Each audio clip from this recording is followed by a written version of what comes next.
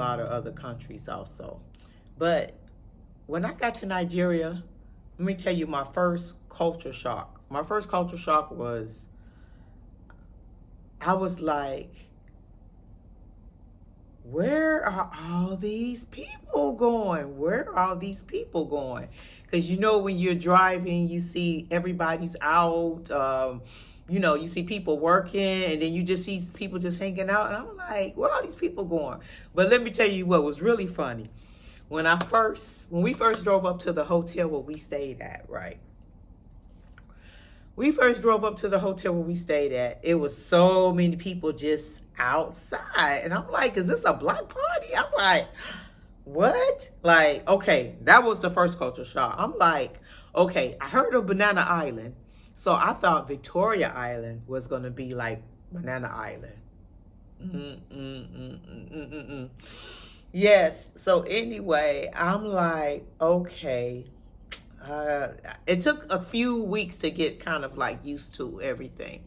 Okay, so the next culture shock was food. Why the food is so spicy? It's like, oh my God, every time. You know what? The one thing that I do like is the jollof rice. I do like the jollof rice. It's just a little spicy, but I haven't had none that was too spicy. But other than that, the oxtails. Why do the oxtails have fat on them? I heard they said that it's sweeter. Okay, that was one shock. I cannot eat that. I'm just chewing. Okay. Okay, my next culture shock was why. Okay, you don't see people now. If you have to use the restroom, okay, of course you may see someone in America, maybe on the highway, but you can't actually see them. But okay, that maybe somebody pulled over to use the restroom. Okay, how about here in Nigeria? Why most of the time I could be walking too. Why do they use the restroom like it's just normal? You see a guy just standing to the side, just using the bathroom like it's normal, and I'm looking like, wow. Now that right there, that's a culture shock. Okay, let me tell you another culture shock. Why? Matter of fact, I should have started with this one first. When I first got to the airport, we came into the airport. Okay, it's so crowded, so congested. I think this is the original one airport, not the new one, the original one. And then you have to get your bags, and it's so crowded. It's not even organized. That was a culture shock right there. Then outside, let's say we go outside, and then you had all the people trying to exchange their money. That was another one. But let me tell you, but before we even got out the airport, why are there people in the airport, which is basically, you could say right before you go out from customs, and they want to check your bag. Why do they say, do you have something for me? Huh? Do I have something for you? I don't even know you. No, I don't have anything for you. That like there, okay, the money thing, no, that got to stop. I mean, basically, if people come into a country to visit, you want to make them feel welcome, not like, oh, I need to cringe my pearls. But that one, okay. And also, another cultural shock is the traffic. Why, when you're driving, okay, nobody is courteous. Nobody is letting the other person, okay, you go, I go, okay. Like in the States. In the United States, okay, let's say it's one way this way, then you have cars going that way. Okay, we're at the stop sign. Everybody know we're going to take turns. It's going to be like a rotation. Here in Nigeria, why do everybody want to go at the same time? And it's chaotic. It's so chaotic. Oh, my God. Culture shock here. Another thing I noticed, I don't know, is it because, let me see. I don't know about the grocery stores. I went into a lot of the grocery stores, and the fruit, some of the fruit is not fresh. For instance, like I could say the grapes. I'm getting the grapes, and I've seen like white mold on them. And usually in the States, if anything, they're going to throw it away. Number one, they're going to throw it away. Another thing is the watermelon. Can you all please tell me where can I get some good watermelon at? Fresh watermelon that's sweet, not white, not strainy. I never seen watermelon that's straining in my life. You know, you cut the watermelon, you open it up, and it has like no, it's just that's crazy. Another thing that's a culture shock is so many young people. I've seen like really young boys that's on the street that's homeless. You know, I've seen them just laying on the street. It's so sad. Like they just gave up. That is so sad for them to be young. Most of the time when you go to different countries, usually you'll see maybe older men, you know, on the street. Sometimes, some places you might see a woman. It depends, but I never really seen so many young people on the street, and that right there is very sad for me. And I seen this one young guy when I was going into Kentucky Fried Chicken, and he was asking for money, and I looked at him, and he probably wasn't even 15, and I just had to talk to him and said, you know, you could get you a job.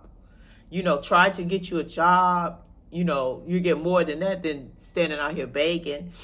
And I gave him a few dollars, and I said, I don't want to see you again, because he was so young.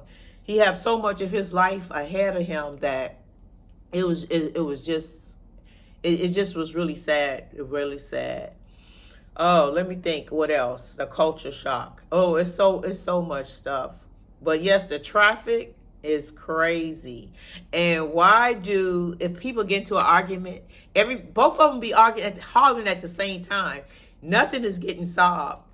And then I know a lot of times it's like the culture, you know, people that live in the same culture, I guess you guys understand each other. You know, the Nigerians understand each other, but usually, and then where's the police? Like you see an accident, the police, I'm like, I don't see the police. Only time I see the police is when they probably want some money. Yes.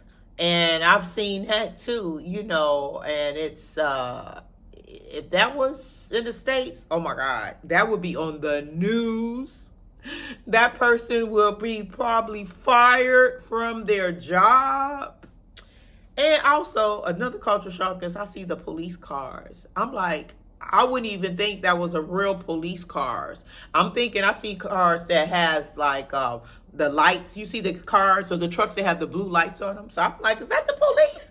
And the driver said, no, that's not the police. Oh yeah, that's illegal. That's illegal in the States. Okay, you won't be doing that. You won't be doing that at all. And another thing that surprised me is that, you know, the buildings. You know, some of the buildings, let's say like, I could say this one particular, they call it a mall, but it's not really a mall, but to me, it's not a mall. So that's a culture shock. Because, you know, a mall is basically a building that has anywhere from, it could be 1 level to 2 to 3, 4 levels. Even though this one particular place, it's, you know, it's like the lights are out. How can that be a mall and the lights are out and it's not a lot of stores? I don't know. But anyway, yes, I am really, like I said, I done got used to everything now.